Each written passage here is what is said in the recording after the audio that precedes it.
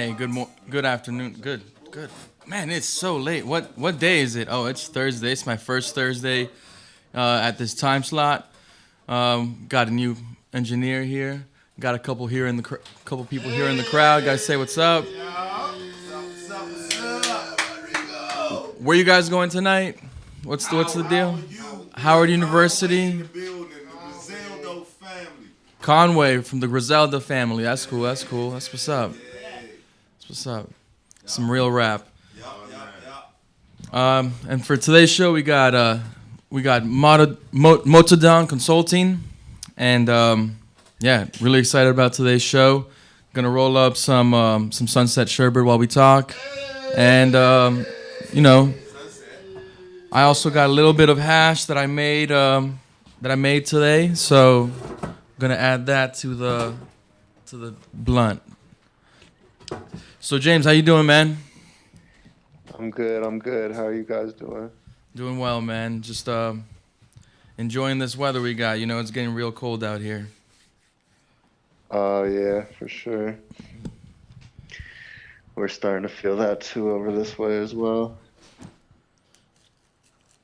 Yeah, man, you're up in the Northwest, right? Yeah, I live in Northern California. Yeah, man, it's getting cold out here, man. Hey, so James, how's everything doing with the consulting thing that you're working with in California right now? Everything's going good. We stopped really consulting for other companies. We had started our own medical collective out here, which we just shut down a few weeks ago. We've got a new project we're working on that we're going to announce in the next couple weeks. We're not really taking new consulting clients at this time. Cool, cool. So how did you get started in the consulting industry? Since it seems that now that you're stepping away from it, you've kind of made your mark and kind of have a brand to build upon. So how did you start? Well, I'm actually from DC, where you guys are at. I started selling weed out there when I was a kid. It's been over 20 years selling weed, been over 15 years growing weed. I moved to the West Coast almost 15 years ago and was growing medical marijuana for many years. And then about 6 years ago, when recreational marijuana first got voted in Washington and Colorado, um, I started a consulting business which co-founded one of the first recreational marijuana companies up in Washington State. So that was kind of like my first foray into consulting. And then I left there and I came back to California and we started a medical marijuana company called Never Enough Marijuana, which we've been operating for the last few years. But we decided to shut that down a couple months ago, and we're working on a couple new projects, but one that we're about to announce in the next few weeks. That's pretty cool, man. That's a pretty long career in the cannabis industry. Yeah, for sure. So do you have a favorite strain to grow? Uh, um, it depends. I mean, right now we're definitely growing a lot of Mac One. I've got some lemon tree growing right now, which is the first time we've grown it. I'm pretty excited about that right now. I mean, like you said, I've been growing for a long time, so to pick a favorite for all those years is hard. There's been a few. I mean, we started growing four-way back in the day in DC. That's always been one of my favorites, just because it was one of the first strains we grew back in the day. I love a good OG. Um, Mac right now, like I said, is probably my favorite as far as all the cookie type strains. mean, there's been a few different things that we've grown over the years from seed that I wish I still had, but it's hard to pick just one. So how'd you come across the Mac clone, or did you come across some seeds? No, I've got the Mac 1 clone, the caps cut. It was gifted to me by my friend, Mr. Bob Hemphill, on Instagram. He's also from the DMV area. So I don't know who gave him the clone, but he passed on to me about 6 months ago or so. And then you told me about the lemon tree that you're growing. That's a really nice cut too, right? Yeah, yeah. The lemon tree, there's a lot of lemon tree around, different phenos. I'm sure most of them are fake. The one I've got, just a friend of mine had, and I smoked it, and it was probably some of the best smoke I've had in about 5 years. So I got the clone from him, and we're about 6 weeks into flowering right now on that, and it's smelling incredible and looking really good. So can't wait to try that for sure. And that says a lot about a plant if it's the best thing you've smoked in 5 years, and you can't really choose a favorite, but yet that one cut that you just recently got. Do you think you think that that'll be a favorite for a while? Yeah, definitely. I mean, they're just, when you've been growing for a long time, you see a lot of flavors. I think me and you were discussing the other day how a lot of people are kind of sick of the lemon flavor. So, for instance, if you grow, 1,000 seeds or 10,000 seeds, you're gonna come across a lot of different stuff with the lemon flavor. Um, I don't really see the lemon tree as lemon flavored. It's got almost kind of like a soapy cologne type of undertone to it, which is a really rare flavor. The last time I saw that flavor was in the Smarties, which is another a big strain out here right now. And that was probably, like I said, the lemon tree is my favorite in the last 5 years. The last one was the Smarties, which I probably smoked 7 years ago. So those are probably the top two strains I've smoked in almost the last 10 years. And how are you growing these strains? You growing them in hydro or cocoa? What's your choice of medium, or We complete we do style? we use cocoa, but we mix a lot of additives into it, so we consider it soil. We kind of turn the cocoa into soil. Some people would disagree with that, but that's kind of our technique that we do is basically cocoa with organic amendments to it. So are you doing like cocoa and worm castings and stuff like that, and like insect Yeah, frass exactly. and We throw bunch of worm like castings, bat guano. I mean, depending on the crop, we play with different things, but sometimes there's up to 20 different things that we mix in with the coconut. that's cool. That's cool. Do you have Yeah. any one product that you're like, man, I wish I could have this product for the rest of my life? As far as like growing material or as far as flower? Growing material. Um,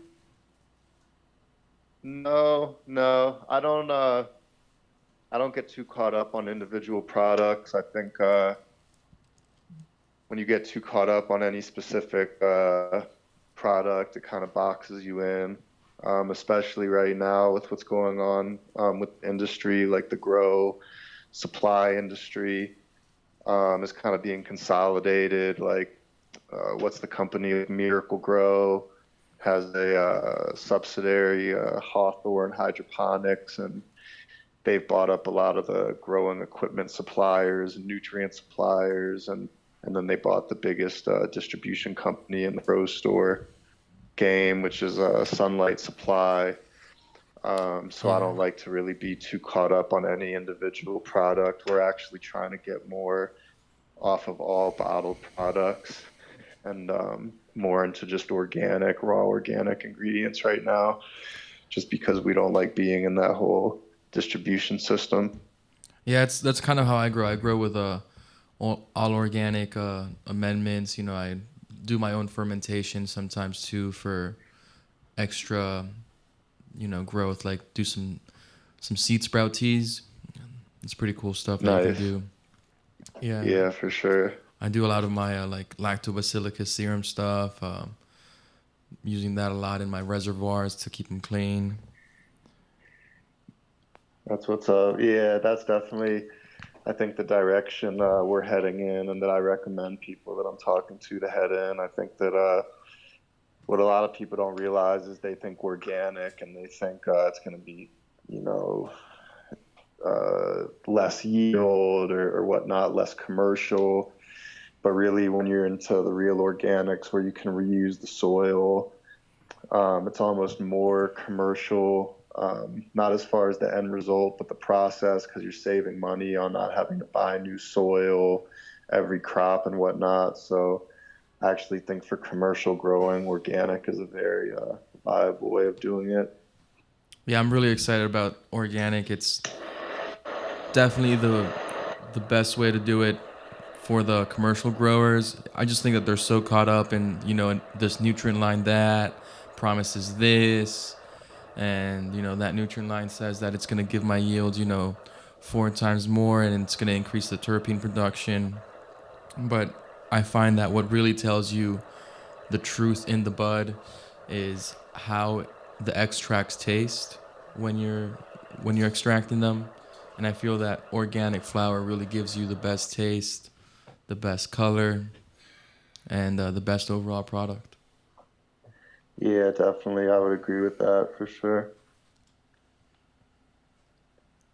Yeah, Most definitely. yeah, But yeah, man. Yeah, I'm from out there, but I haven't been out there to check out your guys' scene. I'm excited to be on the show. I want to come out there one of these days and see what's going on out there. It's been a while. I haven't been there in about 6 years. yeah. It's a small, thriving scene. It's very interesting. We've got a lot of events that pop up and that host different brands, and then we have a lot of brands that put in a lot of work into their branding. We've got some big brands like Trapwood Pre Rolls. He's got like like I don't know, like almost 50,000 you know Instagram followers or something like that. Then we've got Phone Homie. He's almost got 50,000 too. They're just pretty like big Instagram people. And yeah, they're doing their thing. We got Scrogger. He's always visiting people across the country, just like going to the festivals and stuff. It's pretty cool. Got a little Nice. nice little community, and yeah, we got a lot of people who are focusing on growing organic product, and got a nice little scene of that here too. People who are doing it, creating their own soil, selling soil. So it's a thriving small community, and it's definitely gonna grow a lot. A lot of the extracts that we get here in the area aren't really from the area, so I think that a lot of products that are coming into DC are imported products, which is it is what it is. Nice. But Excuse me. I was just taking a dab, but I was listening. oh yeah, yeah, you're good. I could tell. I could hear the torch. Yeah, and it's a great community. It's growing, and there's a lot more room for it to grow. Really, we're all trying to figure out exactly where we fit into this industry, trying to make our own lane. Trying to emulate a little bit of what we've seen in the West Coast and bring it here. Yeah, for sure. Definitely. It's crazy. There's a lot of growers from the DMV out here. Um, I know a few that have moved back, and they tell us that the scene's nice. I've got a friend that tells me I should move back all the time. Um, but yeah, I mean, I think me and you were talking about it the other day that we've got a whole circle of people that are from DC and Virginia and Maryland that we used to grow the four-way, and we moved out here over the last 15, 20 years, and been breeding with the four-way and just trying to put the four-way on the map in the West Coast scene. Yeah, it'd be great to get some of those guys out here for some of their genetics. Bring that four-way back. Yeah, for sure. Well, yeah, there's definitely four-way seeds available. Not pure four-way, but I think Coastal Seeds and Mr. Bob Hemp Hill, they've got some four-way crosses, like some four-way Northern Lights and some four-way crossed with a strain called Sirius, spelled Sirius. So people can get four-way seeds if they want. And I've got some four-way crosses that I've been working on that one day they'll get released as well. So there's definitely four-way genetics out there, and I'm sure one day they'll make their way back out your way. But if anyone doesn't want to wait, they could definitely look up Coastal Seeds or Mr. Bob Hemp Hill on Instagram, and there's some four-way seeds. I think Mr. Bob Hemp Hill, he's got his own Instagram, but his seeds are being sold through EQ Genetics right now.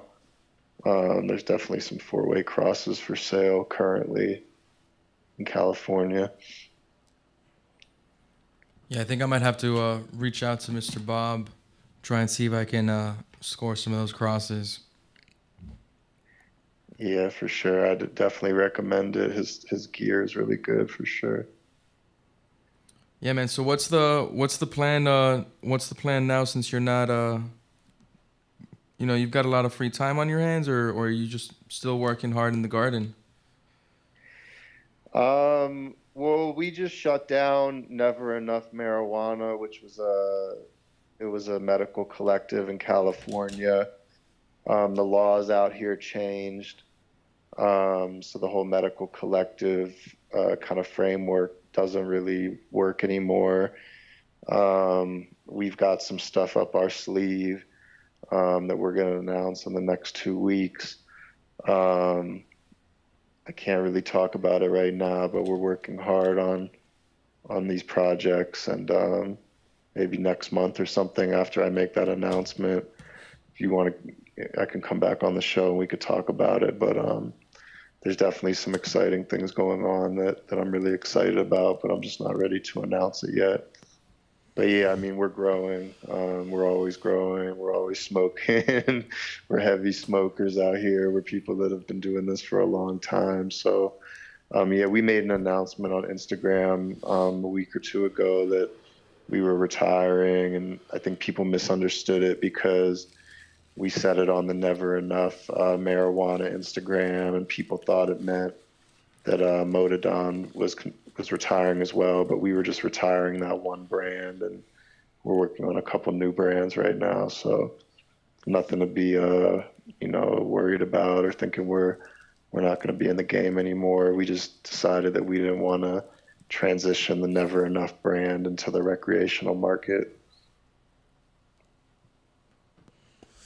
Yeah, it's completely understandable. When the laws change, you kind of just got to follow the laws a little bit. Yeah. Make sure that your operation doesn't shut down forever. Yeah, exactly. So, yeah, exactly. You just got to be ready to adapt. So we're just kind of in the middle of some changes. But no, there's some exciting things going on, and I'm really excited about it. And I think you guys will be excited about it too when you hear about it here in the next couple weeks. Definitely. So how active are you on Instagram? Are you pretty active with the meme pages and all that stuff? I try and stay off of No, it I just 'cause. mean, I used to be pretty active. Most of my followers actually got gained a few years ago when I was working on that company in Seattle that I started. And then when I came back to California, which I've been back here now for 3 years, I don't really post that much. The memes are kind of a new thing that I just started doing and having fun with in the last few months. My friend on Instagram, he's kind of one of the top weed meme people, Sour Waves. Yeah, He's his actually memes are also good. from the DMV, and he got me into the memes. So I just kind of play around with the memes a little bit, but no, I'm not super active on Instagram. I maintain it, but I don't post too much. I've been posting a little bit the last week or two, but I hadn't really posted for a couple months before that. It's crazy here. It's pretty much how most brands run their businesses through Instagram. Yeah, yeah, no. It's weird. I'm kind of new to the social media because I'm an old school grower. We were growing for a really long time before a lot of these new guys have been growing, and I never even had social media until about like 4 years ago. I didn't open social media until the company that I started in Seattle got their license. And like I said, I think those followers got gained like over like 6 months or a year. And then over the last few years, when I left Seattle, I was showing some progress on the collective, but it's tough, Like I know people that are active on Instagram and they take 20 pictures a day, and I just don't have time for that, man. Like I like Instagram, but it's hard for me to be thinking about taking pictures all day. We work too much. Definitely, definitely. Yeah. Man, so I just got my first kind of like business with a partner, and we're doing like an academy to teach people how to grow marijuana. And we're just building it. It's like the second month it's open. Um, Still trying to figure out how we can, you know, fit into the cannabis industry here in DC. I think that the way that the laws are written, I think that this is like the most in line with like the meaning of the law, because here it's grow your own and make yourself self-sufficient. So that's kind of what we're trying to teach people to do. Yeah, that's dope, man. I think that's awesome. And it's definitely from what I've heard, the DC laws are almost kind of like what the California laws used to be. Um, and it was definitely a great system we used to have. So from what I hear, what you guys have going on out there sounds great for sure. Yeah. So how was the system back in Cali? I've never even visited Cali, so I don't know what it's like out there. I've only been to Denver. Denver has like the gifting thing too, but Yeah, well, the California started, the whole gifting thing is kind of controversial and it depends on who you ask because the California system, it used to be nonprofits, necessarily mean that you couldn't sell stuff. It just meant that your business was supposed to be a nonprofit entity. So some people ran it off of like donations, some people sold it. It kind of depended on county to county and city to city, but I meant it was the same in the sense of like smaller growers, like you could have your collective, like correct me if I'm wrong, but I think in DC you're allowed like a certain amount of plants, but you could have a collective, right? Like if you have a few roommates, you can have extra plants. Is that correct or no? yeah, you can have like up to 12 plants, six of them flowering. Yeah, but yeah, So yeah, basically that's like how it was in California, kind of statewide. And then what happened?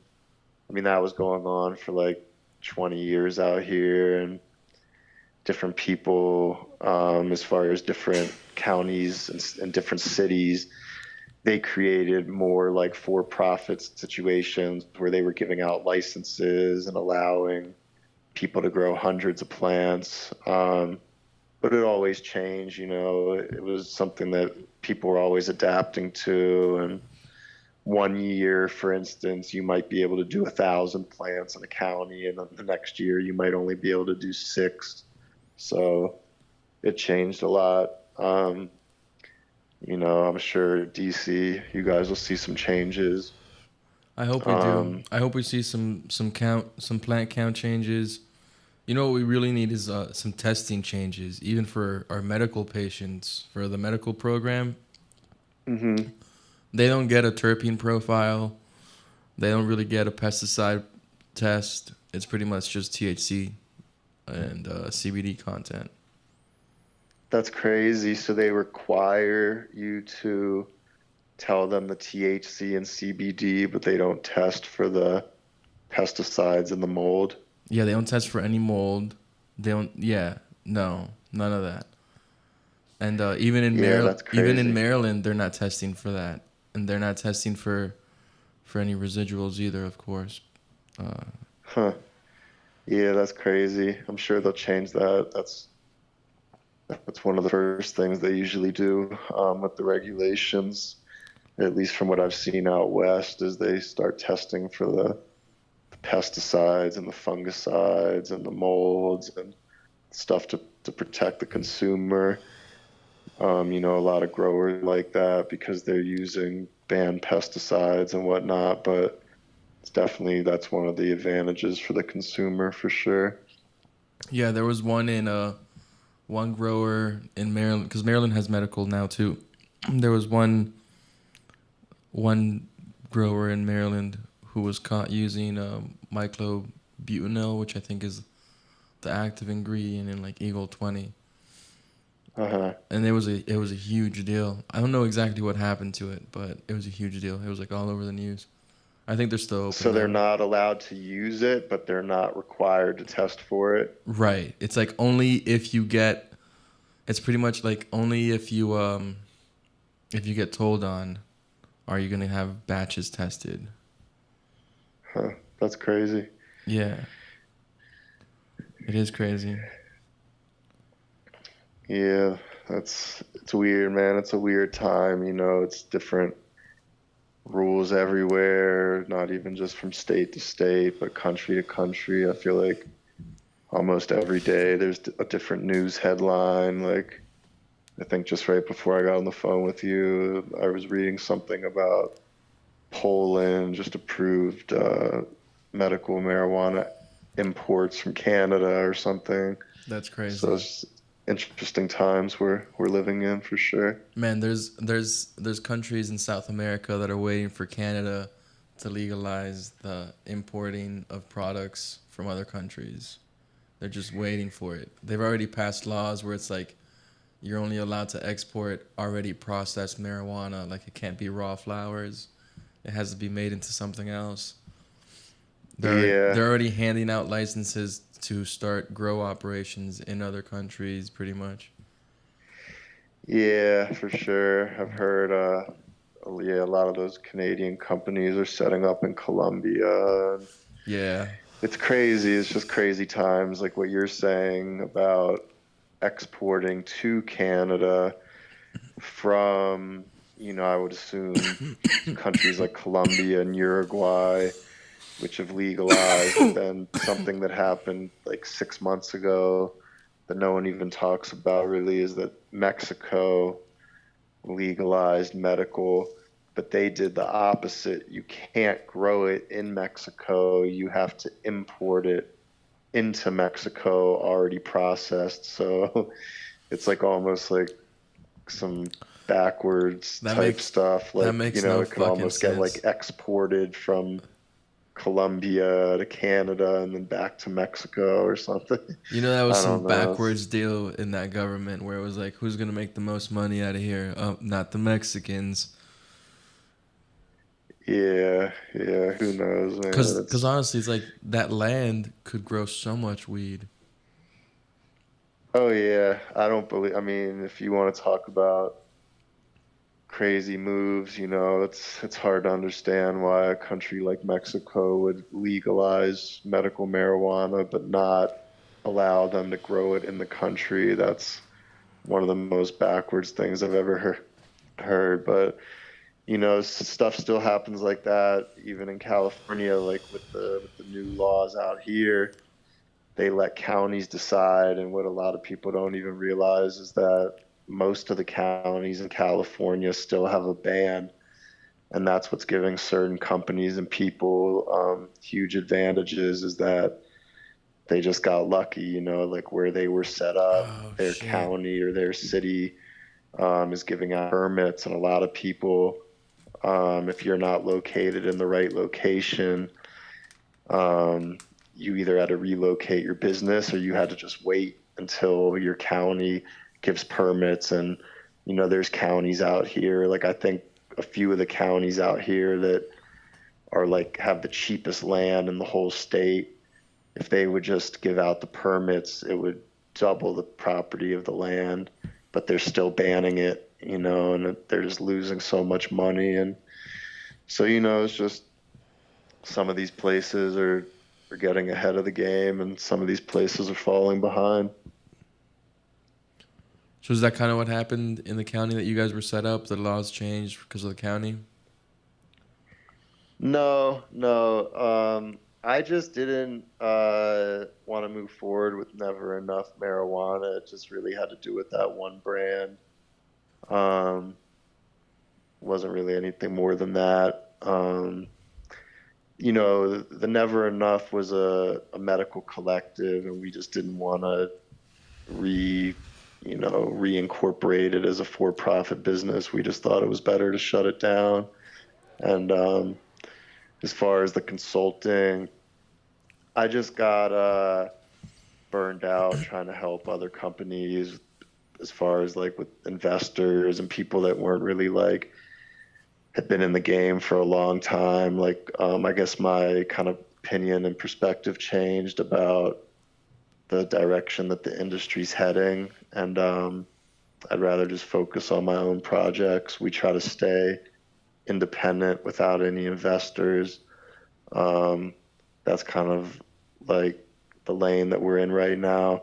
You see a lot of these big companies that are doing great right now, but the people that started them don't own them, or they've got 20 partners or investors, or they're going public on the stock market.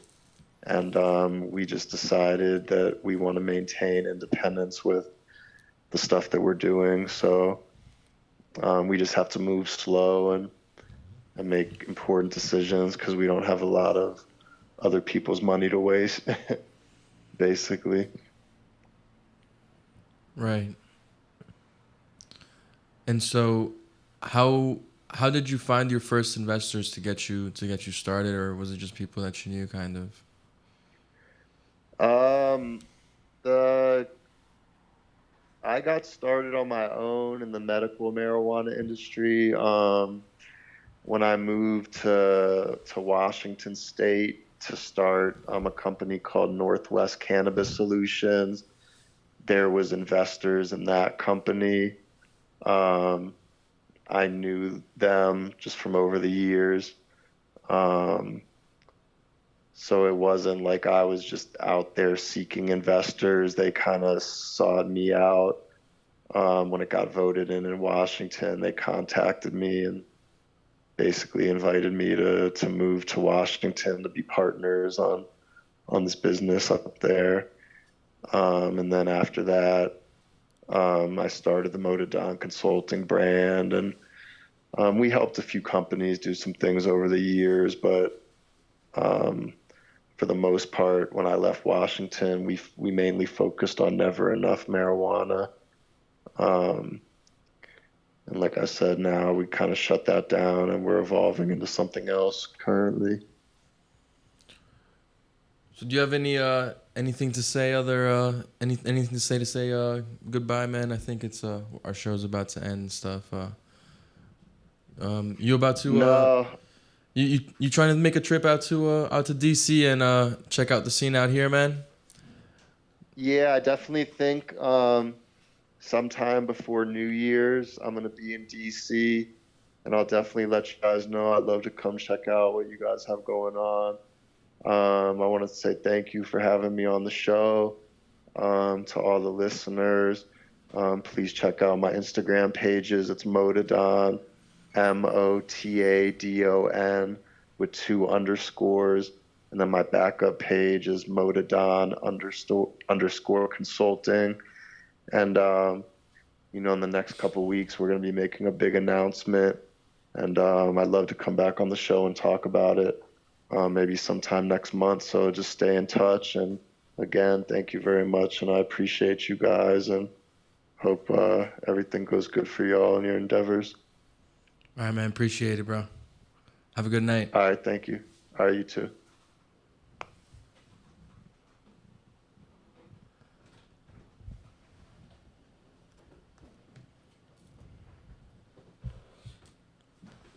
All right, guys. So that was it pretty much for tonight. Yeah, I'll see you guys later.